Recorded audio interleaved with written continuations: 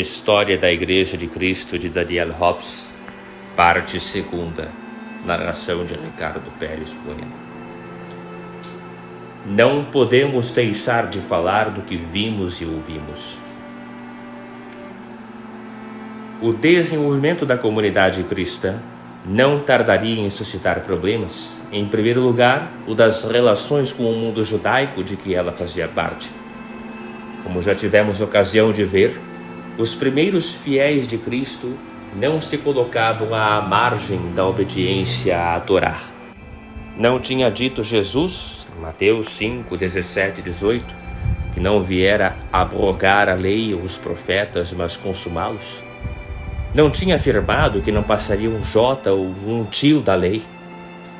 Que os fiéis estivessem atentos e recolhidos nas orações e nas cerimônias do templo, que se mostrassem mesmo mais atentos e mais recolhidos que muitos outros judeus, era coisa muito natural, já que a fé na realização do reino messiânico exaltava suas almas e as aproximava de Deus.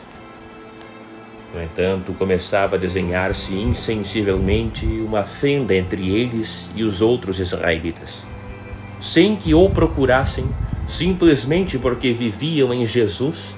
A sua existência iria diferenciá-los na prática daqueles que não criam nele. Assim, por exemplo, a festa ritual do Shabat, destinada unicamente à oração, celebrava-se todos os sábados.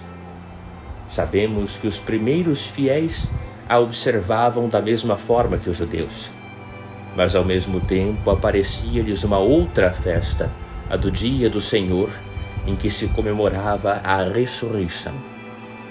Nas epístolas de São Paulo, 1 aos Coríntios 16, 2, nos Atos 27, e também no texto não canônico chamado Carta de Barnabé, que data aproximadamente do ano 132, encontra-se a prova de que este primeiro dia da semana era festa cristã. Daí resultou uma rivalidade entre esses dois dias igualmente santos, e pouco a pouco o domingo foi prevalecendo. Foi por meio de situações como essa que os primeiros cristãos passaram a tomar consciência de si próprios e a revelar-se nitidamente diferentes dos outros judeus. Nota de rodapé. Este primeiro desvio arrastou outro. Os judeus jejuavam às quintas-feiras e os cristãos preferiam jejuar às sextas, dia da paixão, em que o esposo lhes fora arrebatado. A tradição dos fariseus, mais austera, era jejuar também no outro dia, na segunda-feira. Os cristãos adotaram a quarta como segundo dia de expiação, o dia em que começara a paixão. A substituição das práticas antigas pelas novas não se completou senão a partir do século II. Nas cartas de Santo Inácio de Antioquia, bem como na Didaqué, isto é, antes de 150, encontra-se ainda a prova da oposição entre o domingo e o sábado. Fim de nota de rodapé. Mas estas divergências de atitude, embora consideráveis num povo tão extremamente formalista, não representam nada ao lado da oposição fundamental que mais cedo ou mais tarde havia de originar a vigilância oficial contra os herdeiros do crucificado. As autoridades sacerdotais teriam podido menosprezar um punhado de fanáticos a remoerem entre si as suas recordações. Mas uma vez que os cristãos continuavam a lançar-se a um proselitismo que parecia ser bem-sucedido, os sacerdotes tinham de pôr-se em guarda. Ao afirmarem que Jesus era o Messias, os membros da comunidade assumiam antes de mais nada uma atitude de rebeldia contra Javé e contra a lei, pois o seu líder fora condenado pelo tribunal sagrado sob uma acusação particularmente grave e depois de um processo cuja legalidade não se queria discutir. Por outro lado, esses homens atingiam as raias do absurdo, pois era evidente que não se haviam manifestado os grandes sinais da realização messiânica. Os soldados de Roma continuavam lá, sobre as muralhas da fortaleza Antônia, e Israel não recuperara a sua glória. Mas, acima de tudo, havia ainda uma coisa pior. Esses homens atentavam contra o que um povo sempre tem de mais sensível, o seu orgulho.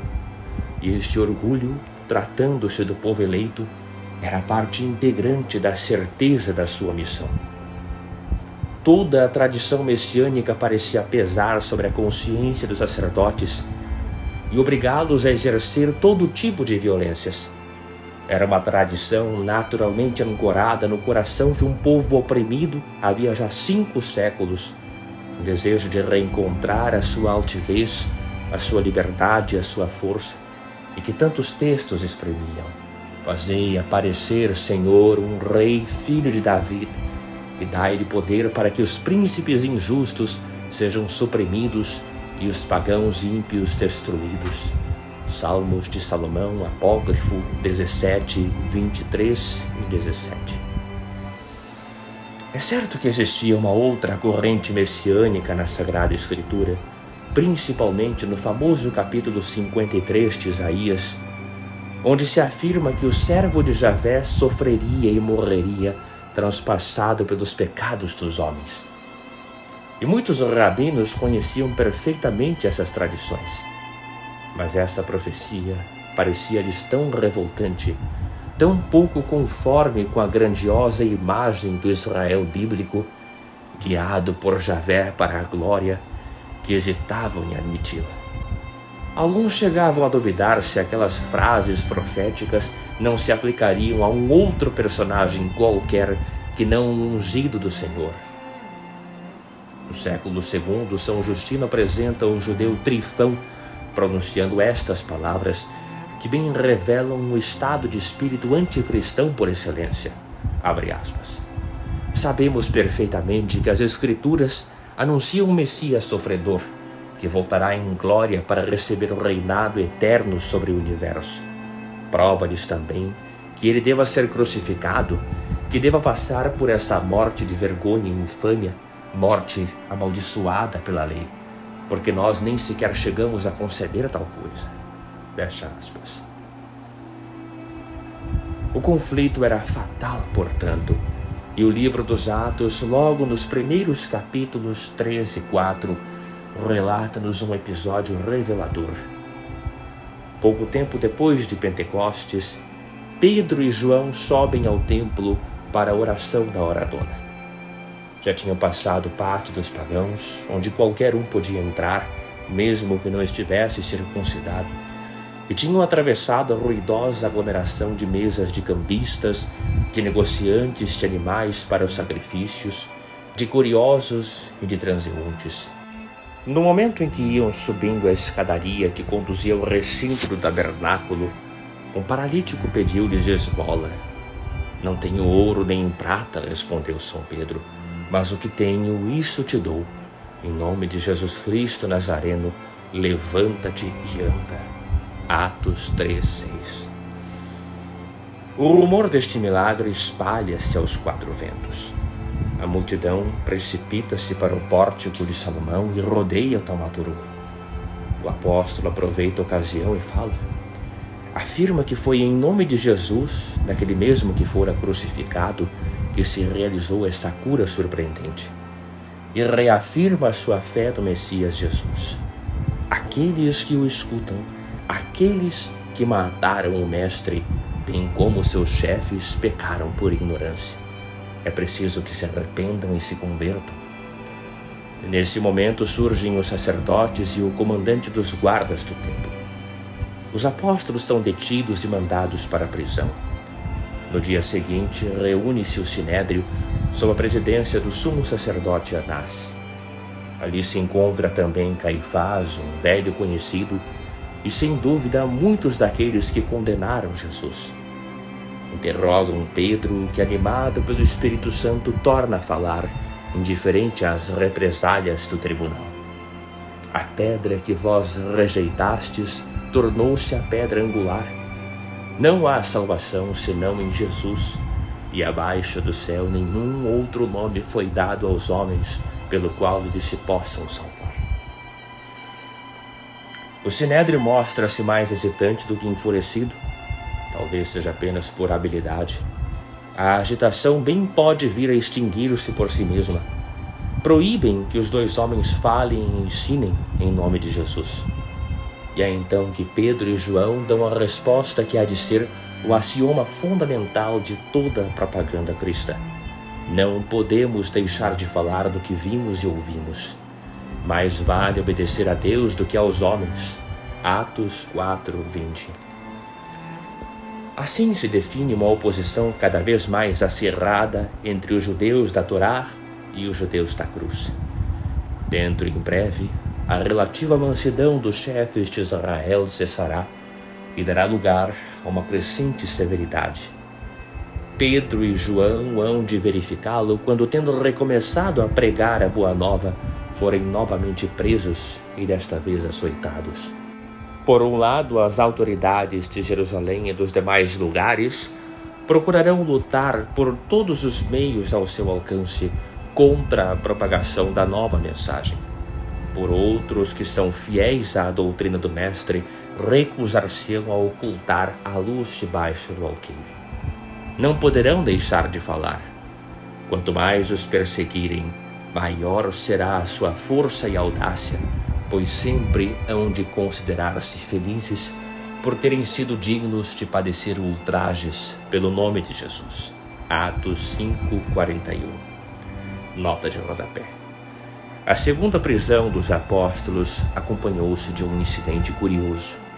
Um eminente escriba, o Rabi Gamaliel, sucessor de toda uma geração de doutores da lei e neto do célebre Rabi Hillel, interveio a favor de Pedro e João. Por quê? Por uma preocupação de justiça? Por secreta simpatia para com os cristãos, como afirmam as tradições medievais? Pelo desejo de causar embaraço aos sacerdotes saduceus? Não se sabe, mas a sua argumentação é digna de nota. Abre aspas. Não persigais essa gente. Se a sua empresa vem dos homens, ela própria se destruirá. Mas se vem de Deus, que podereis vós fazer? Fecha aspas. Com efeito, quanto mais o cristianismo progredir, mais parecerá obra de Deus, e o seu êxito derivará de si próprio. É um dos aspectos que mais é preciso ter presente entre os que explicam a rapidez da sua difusão. Fecha aspas. A palavra semeada fora de Jerusalém.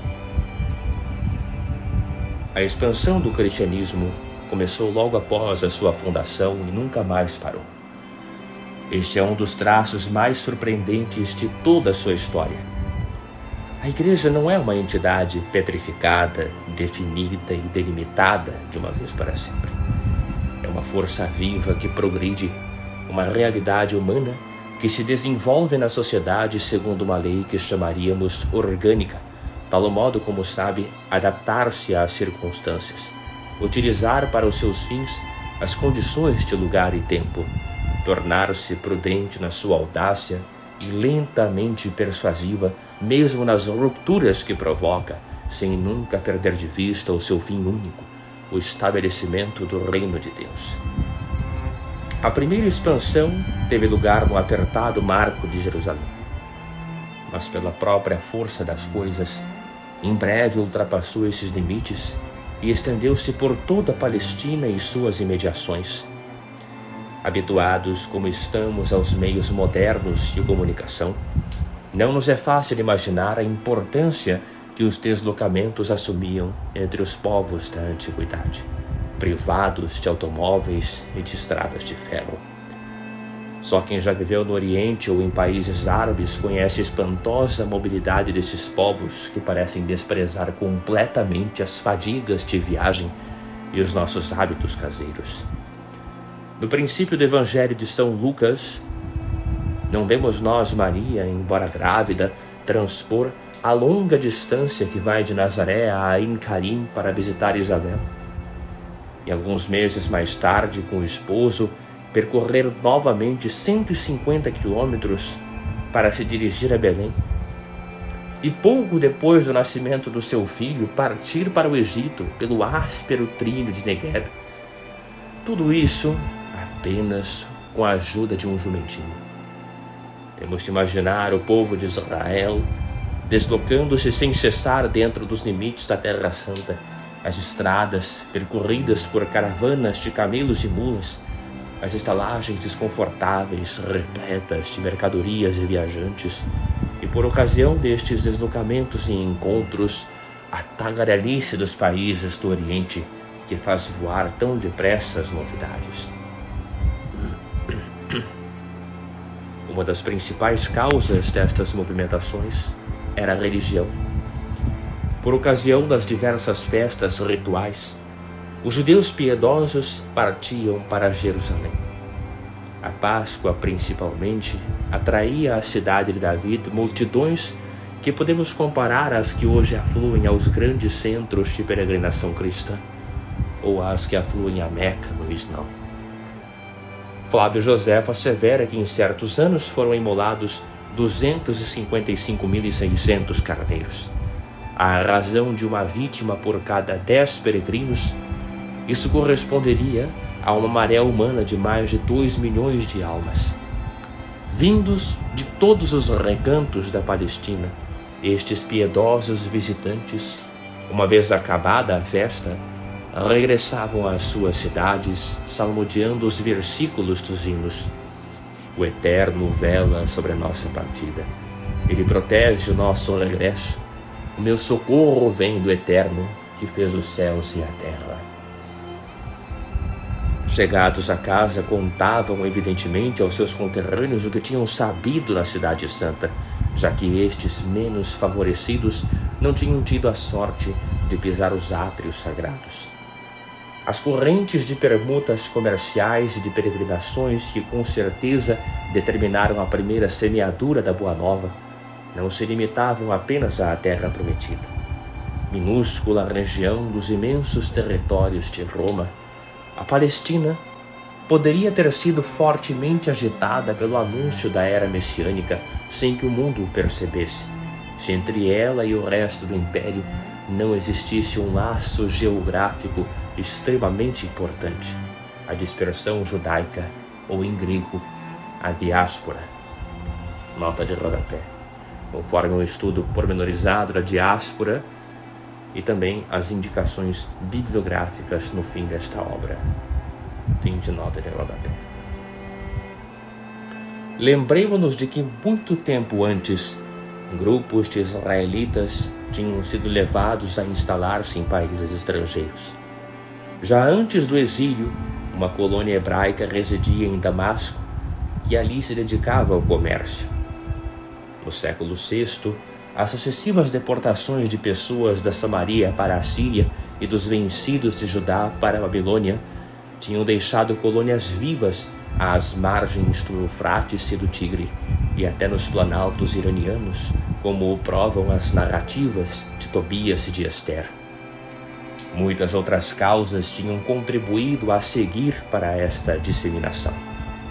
Alexandre atraíra judeus para sua nova capital, Alexandria, e estabeleceram um núcleo dessa gente na Mesopotâmia, mediante a concessão de terras.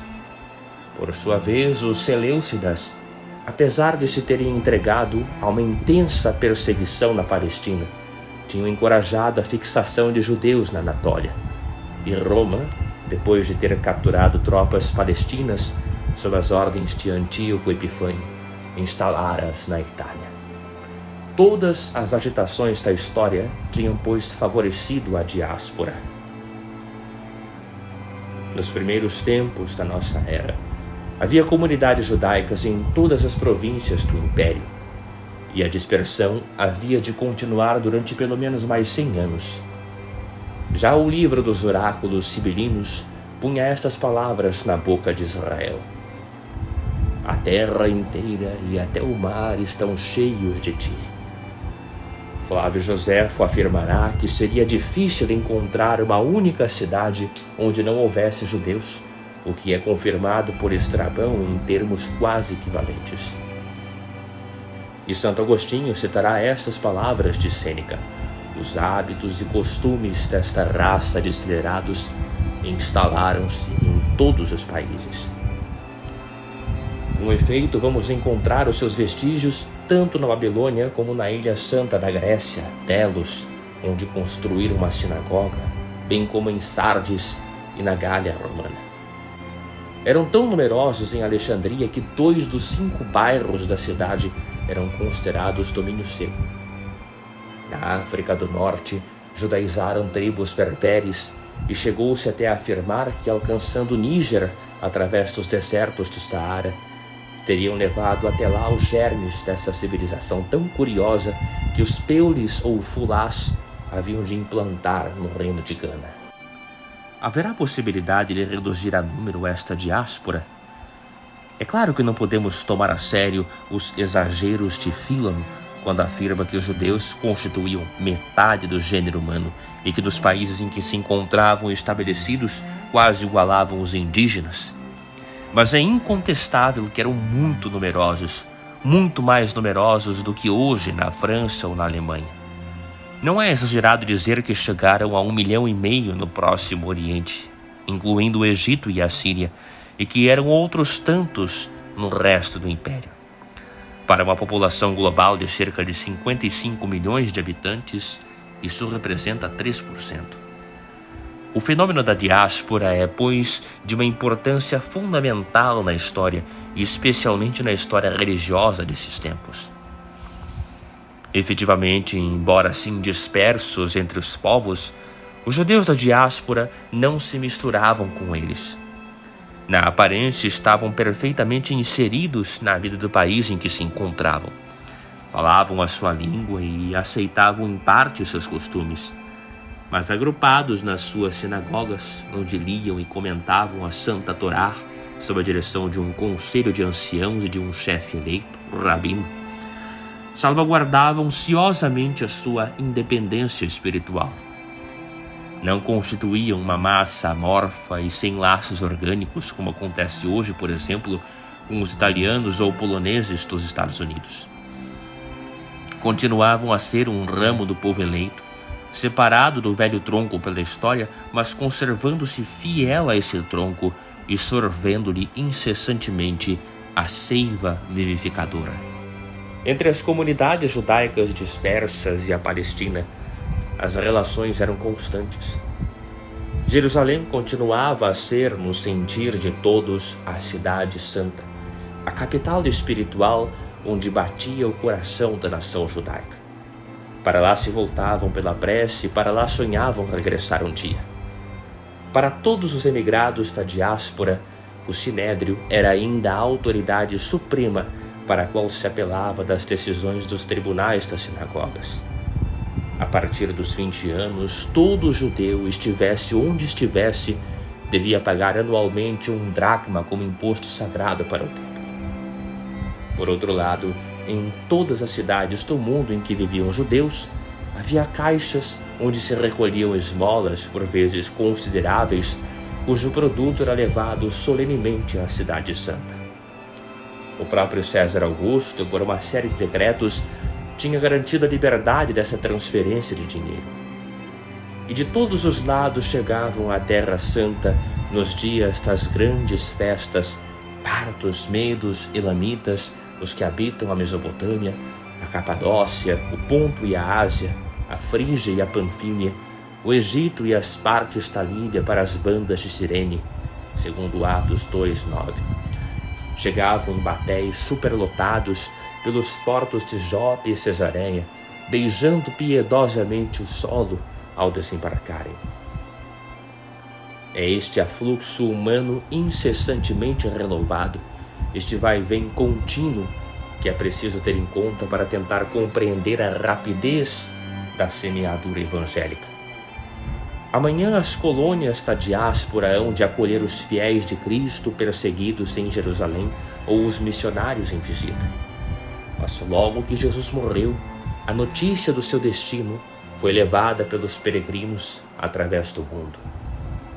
Alguns em Jerusalém afirmam que chegou o Messias, e isto repetia-se tanto no bairro judeu de Faro como nas ruas estreitas do Trastevere. O Espírito de Deus tinha soprado e semeado o grão. Helenistas e judaizantes. Mas em breve a expansão espontânea do cristianismo vai deparar com uma nova dificuldade. Já não se tratará de lutar contra a desconfiança mordaz dos adversários, mas de decidir entre duas tendências que parecerão igualmente respeitáveis no seio da comunidade primitiva, com todos os riscos de uma dissensão e de uma cisão que tal escolha comporta. Em Jerusalém, cresceu o número dos fiéis vindos da diáspora. Por toda a parte do império, formaram-se núcleos de cristãos no interior dos bairros judaicos. E este fato vai suscitar graves problemas teóricos e práticos, de cuja solução dependerá em grande medida o futuro da Igreja e da fé. Para bem compreender esta questão, é necessário situar-se novamente dentro das perspectivas judaicas. Em Israel, desde havia muito tempo, coexistiam duas correntes espirituais que determinavam atitudes contrárias com relação aos estrangeiros.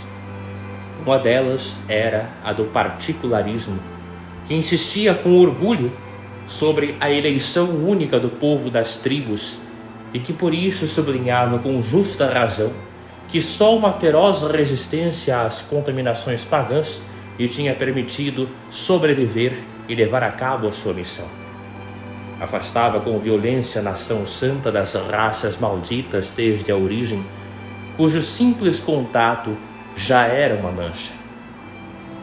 O legislador encerrou-nos dentro dos muros de ferro da lei, para que, puros de alma e de corpo, não nos misturemos com nenhuma outra nação, dirá a carta de Aristeu, um escrito judaico do século II. Indo da simples repulsa ao ódio mais ativo, este sentimento acabaria num exclusivismo de que muitos textos bíblicos nos oferecem provas. Era este, de um modo geral, o sentir dos judeus de Jerusalém e da Palestina, que cerravam fileiras em torno do templo, na recordação ainda tão dolorosa de todos os sofrimentos que os estrangeiros haviam infligido à Terra Santa e que ignoravam soberbamente o mundo. Mas sempre existira também na consciência de Israel uma outra corrente universalista e respeitadora do estrangeiro, que acolhia todos os homens de boa vontade, que não lançava anátemas sobre os pagãos e que arrastará os judeus mais generosos na direção que Jesus apontará. Estes crentes não encaravam com ligeireza a promessa feita a Abraão. Em ti serão abençoadas todas as nações da terra, nem a profecia de Jeremias, que previa um tempo em que todos os povos conheceriam a Deus, nem as ordens dadas a Jonas, quando este relutava em dirigir-se aos ninivitas. Para estes judeus universalistas, a missão do povo eleito estava definida nas admiráveis palavras do velho Tobias. Se o Senhor vos dispersou entre as nações que o ignoram, foi para que lhes contasseis a sua glória e as fizesseis reconhecer que Ele é o único, o onipotente. Tobias 13:4. Era sobretudo nas comunidades da diáspora que se manifestava essa tendência universalista. Em Jerusalém era algo excepcional. A respeito do sapientíssimo Rabi Gamaliel, um dos mais ilustres doutores da lei, comentava-se com um escândalo que aprendera o grego, que convivia com pagãos e que chegara até ao extremo de mergulhar como se fosse uma simples piscina na água dos banhos dedicados ao ídolo Afrodite. Nas colônias, pelo contrário, permanecendo embora unido ao templo por laços sólidos, o judaísmo sofrera no decorrer dos séculos uma lenta transformação. Ocorrera uma abertura de espírito. Falava-se a língua nova, o grego, necessária para os negócios, a ponto de se esquecer o arameu dos antepassados e de não se usar o hebreu senão como língua litúrgica. A civilização pagã oferecera a esses judeus dispersos as suas tentações de seu encanto, mas também as suas oportunidades de enriquecimento espiritual. Já não era para eles apenas o reino do demônio, Pelo contrário, à parte alguns apóstatas que haviam sucumbido de corpo e alma, a maioria dos fiéis da lei pensava em trazer os pagãos para Javé. O lugar em que melhor se desenvolveu esta tendência foi Alexandria do Egito. Em contato com o que o mundo helênico tinha de mais sutil e refinado, a enorme colônia judaica dessa metrópole germinara em estranhas plantas espirituais, enraizadas ainda no solo da tradição mosaica, mas erguendo seus caules em pleno céu grego. Ali, no dizer de uma tradição mais simbólica do que histórica, o faraó Lágida Ptolomeu II mandara traduzir os livros santos de Israel por uma comissão de 70 sábios, e as respectivas versões, concluídas todas simultaneamente ao cabo de 70 dias, tinham coincidido miraculosamente. Constituíam a Septuaginta, os 70, cujo texto há de espalhar-se por toda parte. Lá pontificara também uma escola de exegetas judeus que procuravam no Pentateuco a resposta para todos os graves problemas da filosofia grega, e que viam nos heróis do Antigo Testamento os símbolos encarnados da razão, da sabedoria e das virtudes que Platão e os estoicos já haviam definido. E lá viviam, sobretudo, o grande rabino Filon, contemporâneo de Cristo, nascera em 20 a.C., judeu fiel e devotado à causa da sua nação, a ponto de arriscar por ela a sua vida, mas ao mesmo tempo imbuído da doutrina das ideias segundo Platão, o muito santo Platão, do simbolismo pitagórico dos números, da teoria estoica das causas finais, procurava conscientemente utilizar a cultura grega e colocá-la a serviço da sua fé. Nota de rodapé. Com relação às ideias religiosas de Filon e à sua influência, conforme capítulo 4, parágrafo As exigências do pensamento. Outros textos judaicos, também originários da diáspora, revelam a mesma tendência. A carta de Aristeu interpreta a mensagem dos profetas de Israel no sentido universalista, chegando a admitir que todos os homens podem salvar-se se praticarem as virtudes e crerem no Deus único, criador e providente. A sabedoria de Salomão, que data de meados do século II, identifica a sofia, sabedoria, dos gregos com o Espírito de Deus, apesar de lançar violentas críticas aos pagãos ímpios. E o quarto livro dos Macabeus, escrito na mesma altura, amalgama de uma forma curiosa os argumentos filosóficos e as citações da Sagrada Escritura.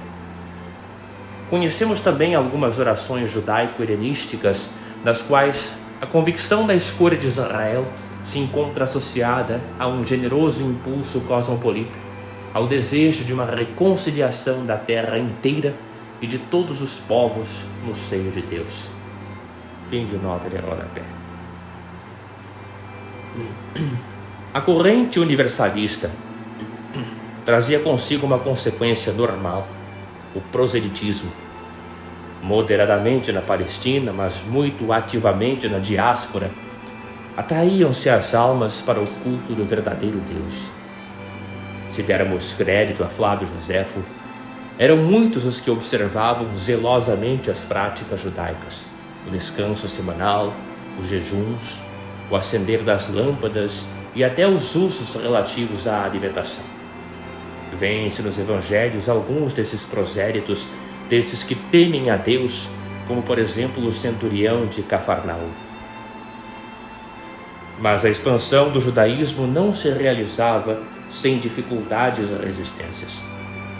Os espíritos rigoristas desconfiavam dos convertidos e, por outro lado, a todos os que queriam tornar-se verdadeiros filhos de Javé, era imposto o rito da circuncisão, diante do qual muitos recuavam. Nota de rodapé.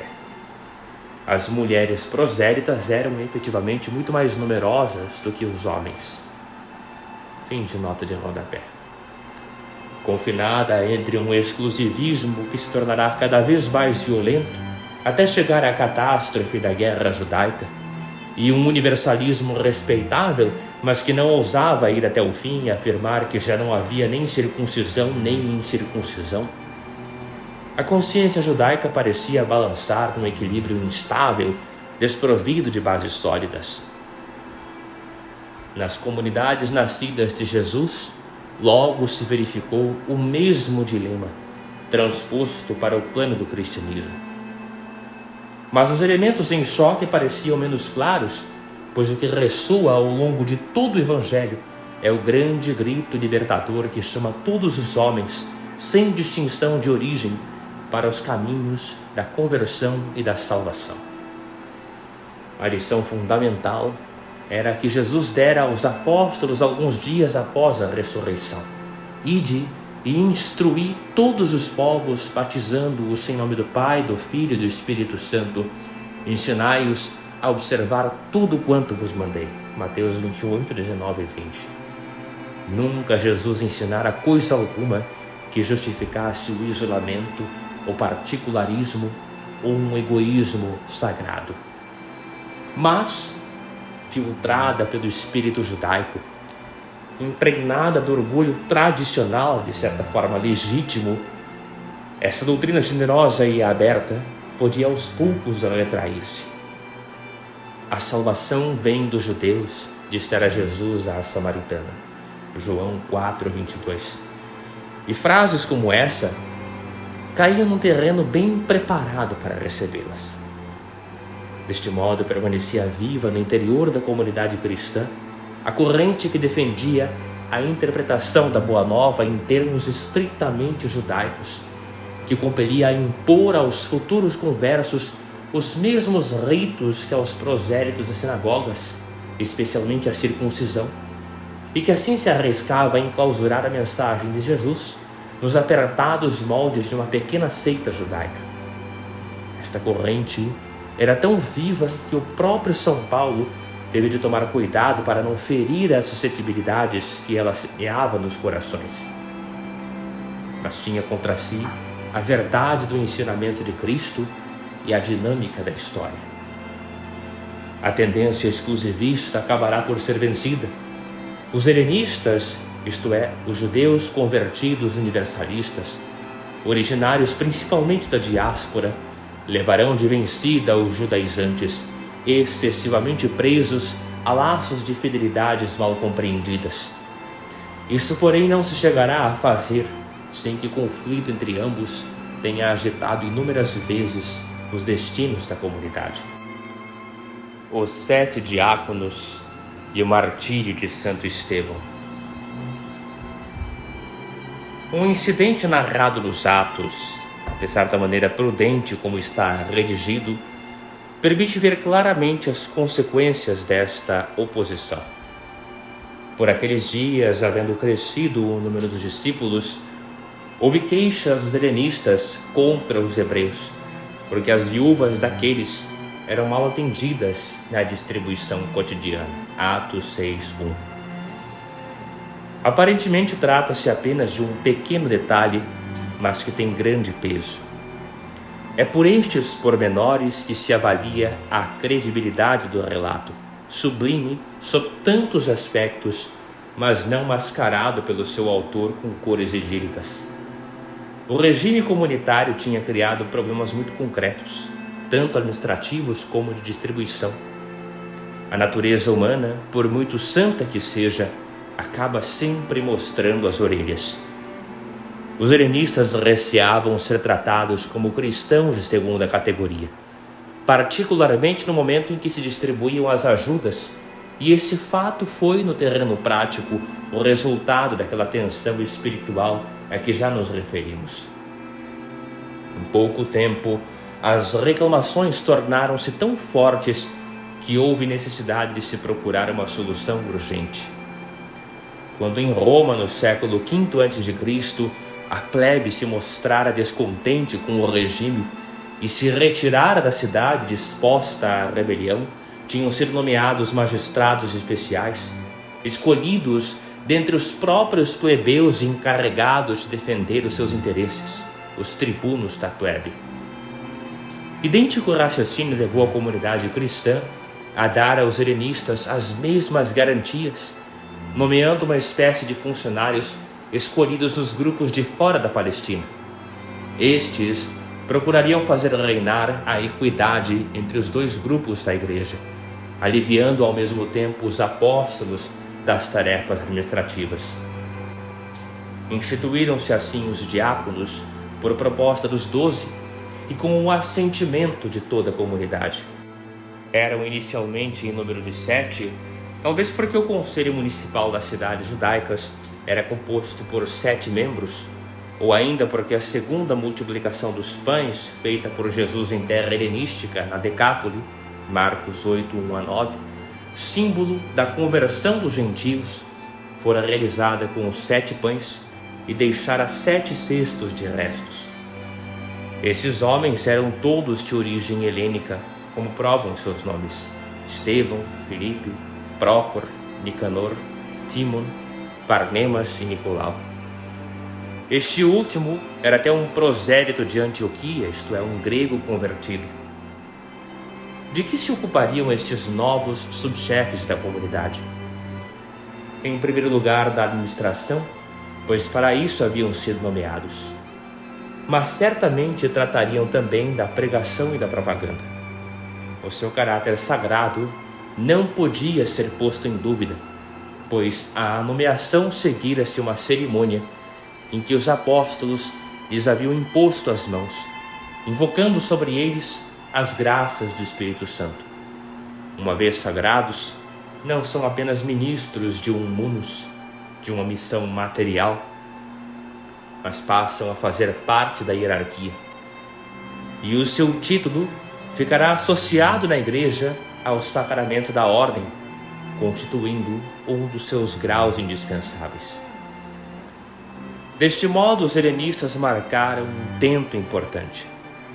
Tudo isso se realizou certamente por iniciativa dos apóstolos, principalmente de Pedro, que veremos associado na sua ação a um ou outro dos diáconos, sobretudo a Filipe. Enquanto a família de Jesus, que influiu legitimamente na primeira igreja, parece mais ou menos encerrada no marco judaico, os 12 depositários da palavra pressentem a necessidade de sair desse marco a bem da fé. Além disso, como acontece sempre com os empreendimentos que são inspirados por um desígnio elevado, uma decisão arrasta a outra, e cada pequeno ato traz em si novas possibilidades de desenvolvimento. Estes diáconos eram homens mais jovens, mais abertos, mais voltados para a propagação exterior da fé e menos enleados no conformismo hebraico. Representarão um impulso novo e vigoroso para a igreja nascente. No livro dos Atos, a narrativa da sua eleição é seguida desta observação significativa. E a palavra de Deus frutificava e multiplicava-se extraordinariamente o número dos discípulos em Jerusalém. Atos 6, 7. A história de Estevão, Atos 6, 8-7, 60, mostra-nos bem esse elemento dinâmico que os diáconos trouxeram à igreja.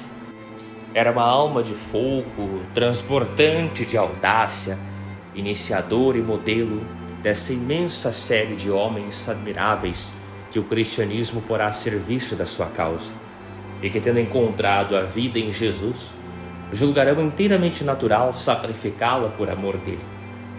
Helenista, talvez mesmo alexandrino de origem, conhecedor das doutrinas filosóficas dos gregos, tanto quanto das tradições hebraicas, esse homem encarna maravilhosamente o espírito novo, voltado para a conquista e resolutamente disposto a enfrentar as necessárias rupturas.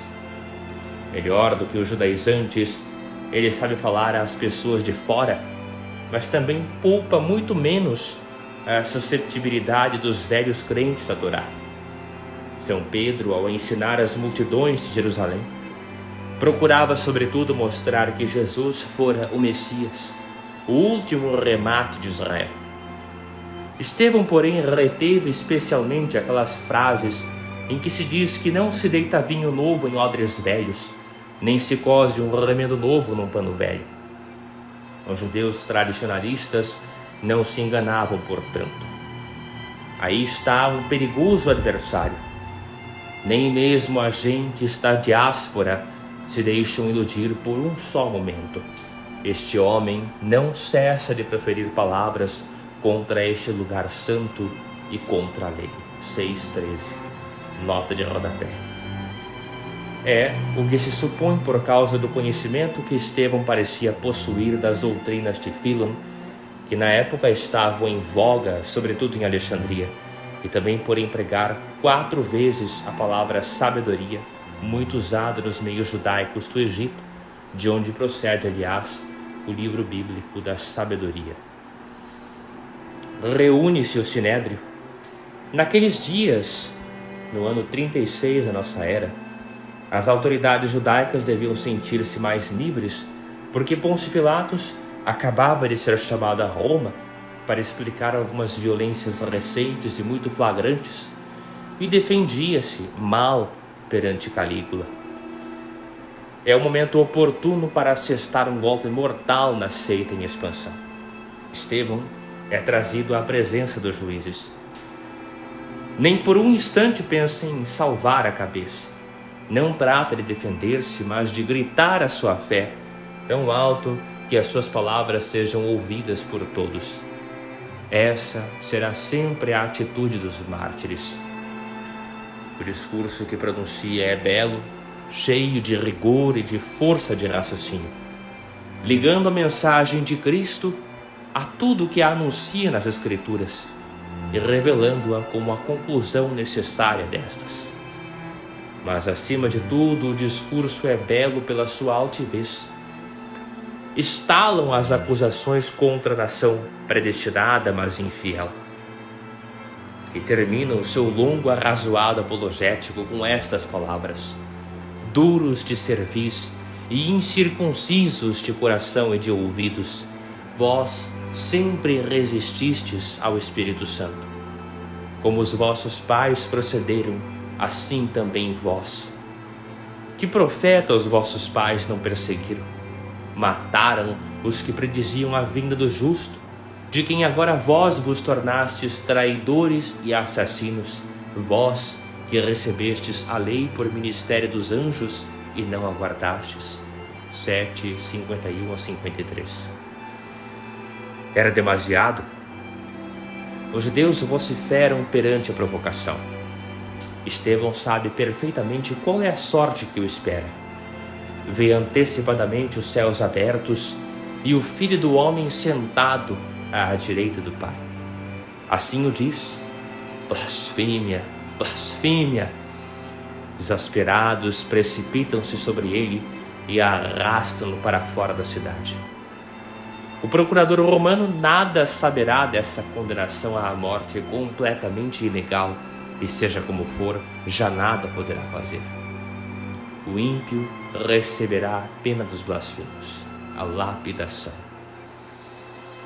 As pedras voam e atingem o diácono, que ora ao Senhor e lhe suplica que perdoe os seus carrascos. A um canto, um jovem estudante fariseu acompanha a cena com um rito na face. Seu nome é Saulo e encontra-se ali para guardar as roupas dos verdugos. Vede, dissera Jesus, eis que vos envio profetas, sábios e doutores. Deles matareis e crucificareis uns e açoitareis outros em vossas sinagogas. Persegui-los-eis de cidade em cidade, para que caia sobre vós todo o sangue inocente derramado sobre a terra. Em verdade vos digo, tudo isto virá sobre esta geração. Mateus 23, 34-36. 30 anos mais tarde, quando Jerusalém se tornar a casa deserta predita por Cristo, a morte do primeiro mártir terá sido resgatada por uma imensidade de dor, mas terá contribuído poderosamente para espalhar a boa nova, dando ao cristianismo o primeiro dos testemunhos assinados com sangue. o trabalho de São Pedro e do diácono Filipe. A perseguição que se desencadeou com a execução de Estevão não paralisou o apostolado cristão. Alguns varões piedosos sepultaram Estevão com grandes sinais de luto, Atos 8:2, o que prova que não era ainda tão grande o medo aos judeus. Os helenistas, mais especialmente visados, abandonaram a cidade santa e procuraram um asilo provisório nas suas regiões de origem. Deste modo, o que deveria ter destruído a propaganda cristã acabou por favorecê-la consideravelmente. Sereis minhas testemunhas em Jerusalém, em toda a Judéia, na Samaria e até os confins da terra. Atos 1:8, dissera Jesus aos seus fiéis, e a profecia do ressuscitado ia se realizando. No começo, a propaganda cristã tinha se limitado apenas aos meios judaicos, tanto palestinos como helenistas. Foi uma primeira fase necessária para assegurar bases sólidas ao movimento. O próprio Jesus sublinhara claramente que seria indispensável uma certa gradação, quando no princípio da pregação dos 12 os proibira de se dirigirem a pagãos e samaritanos e lhes ordenara que se ocupassem apenas das ovelhas extraviadas de Israel, conforme Mateus 10:5. Solidificada por alguns anos de esforços, a comunidade cristã podia agora atrever-se a ir mais longe, a sair dos limites do povo eleito e a obedecer às últimas instruções do Mestre, passando a dirigir-se a todos os povos. E assim partiram por todos os caminhos, talvez em grupos de 2, conforme o costume instituído pelo Senhor, Marcos 6, 7-13, Lucas 10, 1-16, como mensageiros da nova fé, cheios de zelo e de uma audácia infatigável. Não levariam dinheiro nem provisões, mas apenas uma túnica, as sandálias e o bastão. Se alguém se recusasse a recebê-los, sacudiriam contra ele a poeira dos seus pés e partiriam para mais longe. Toda a força lhes vinha de uma grande esperança. Não prometeram o Messias que havia de voltar, mesmo antes de que eles tivessem podido percorrer todas as nações, conforme Mateus 10:23.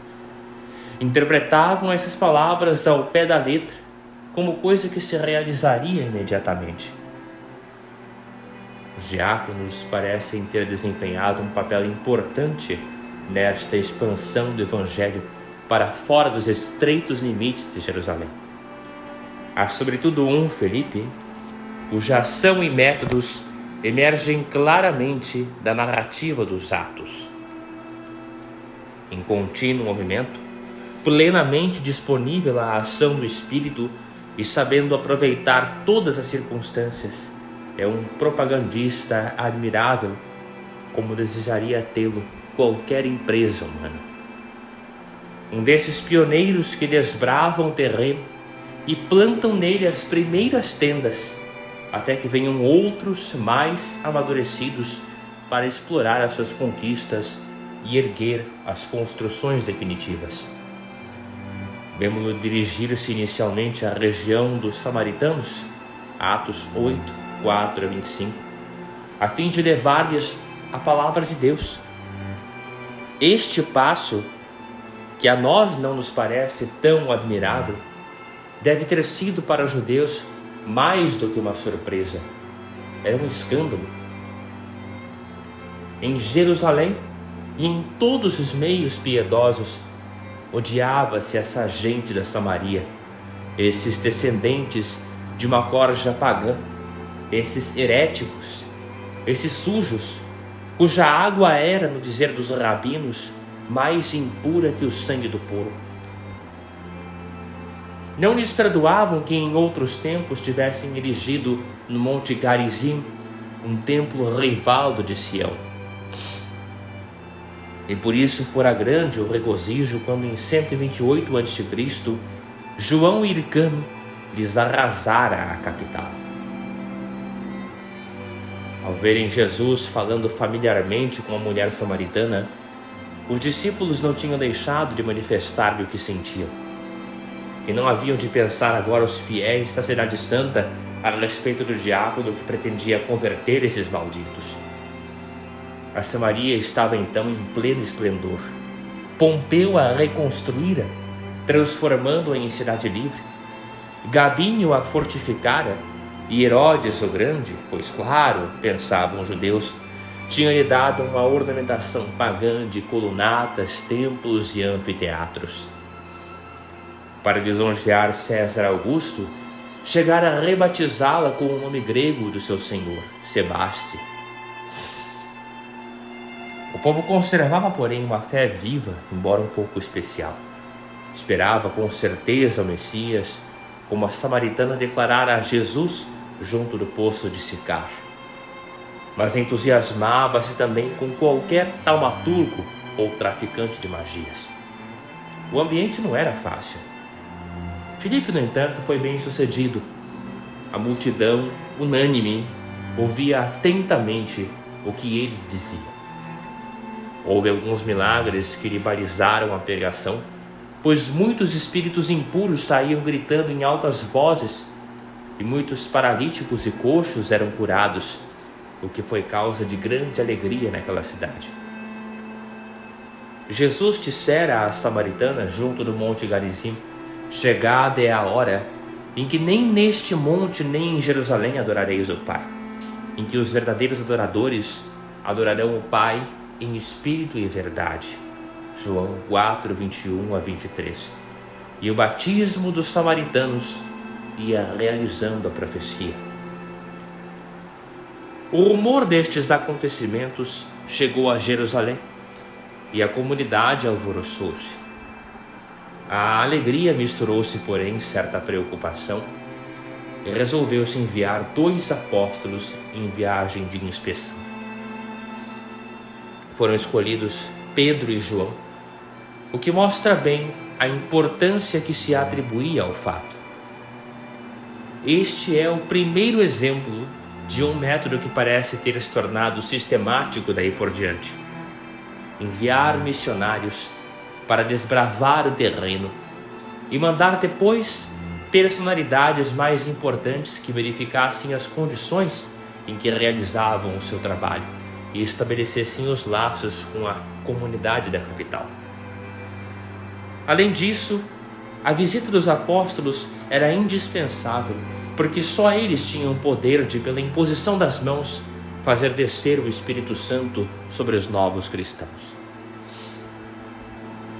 Pedro e João chegaram, pois, a Samaria, aprovaram o trabalho de Filipe, confirmaram os batizados e retornaram muito satisfeitos, evangelizando as terras por onde passavam.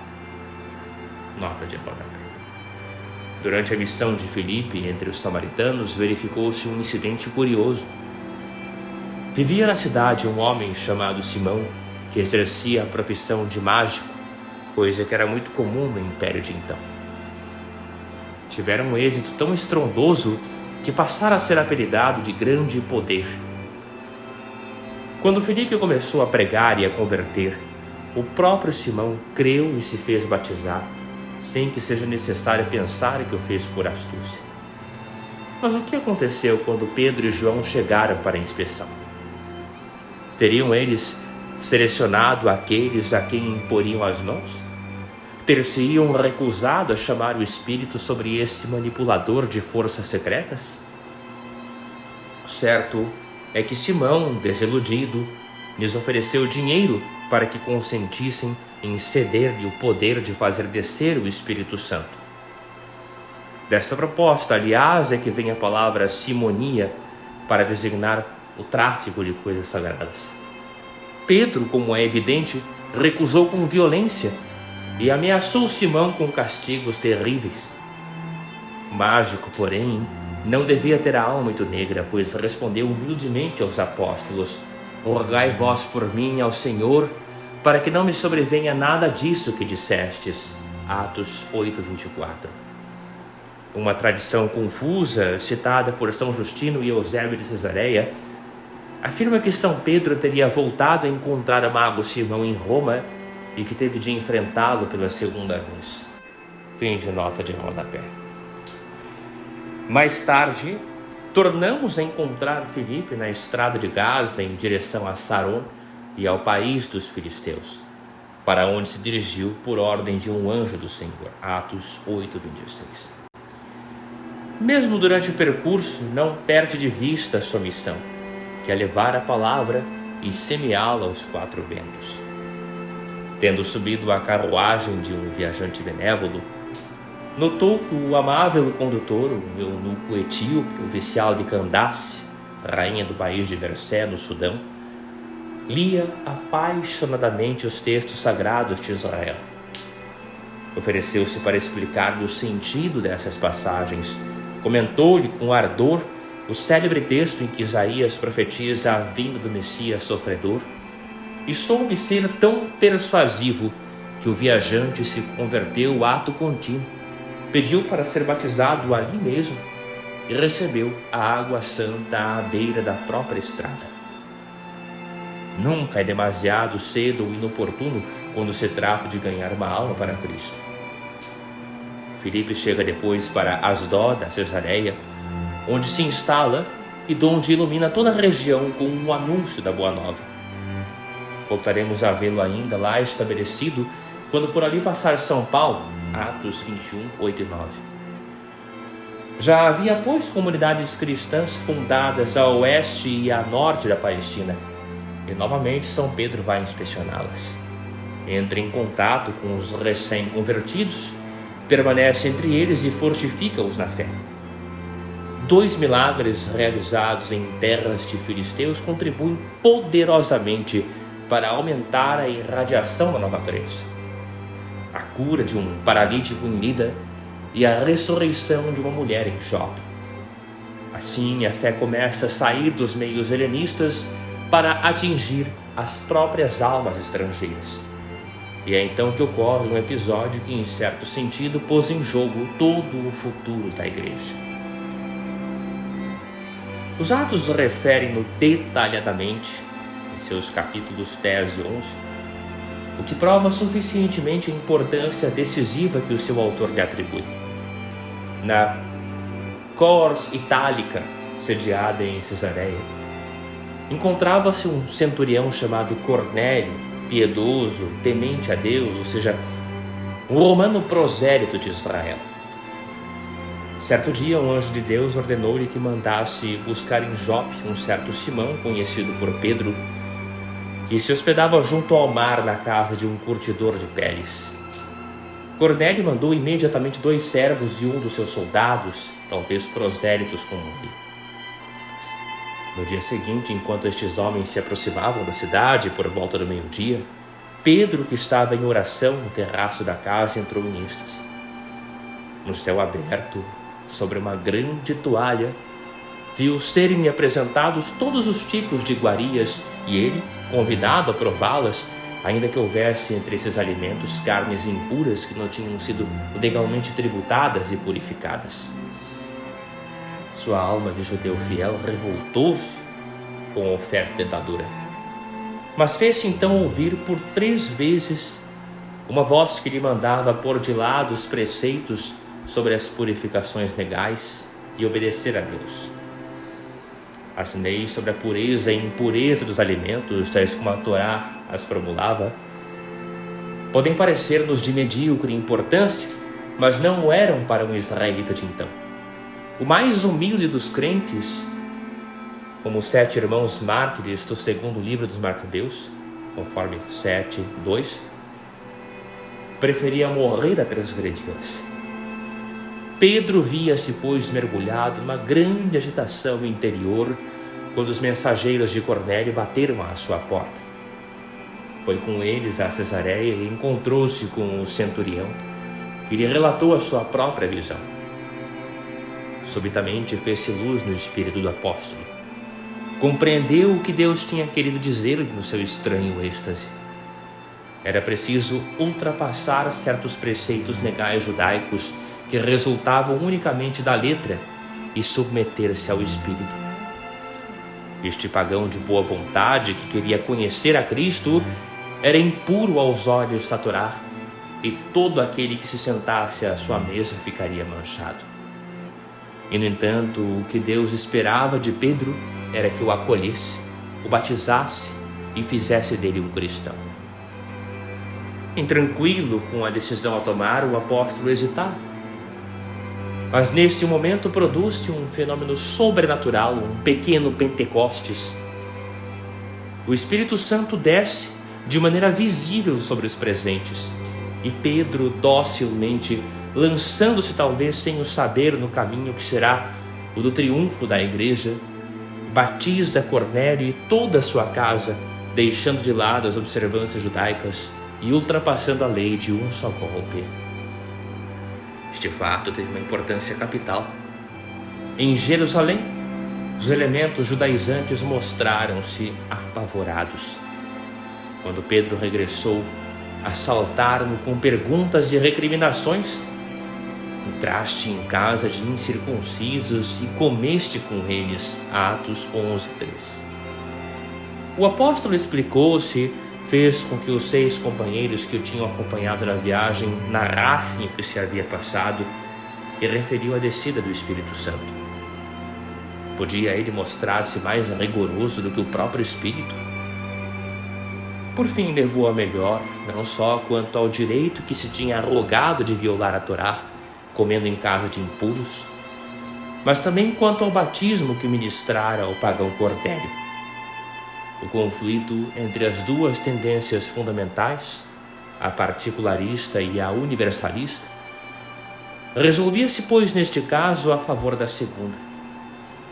É certo que, aos olhos dos judaizantes, se tratava apenas de uma exceção justificada pela têmpera moral de Cornélio, e a resistência a novas transgressões da lei será tão grande que o próprio Pedro terá de recuar em algumas ocasiões.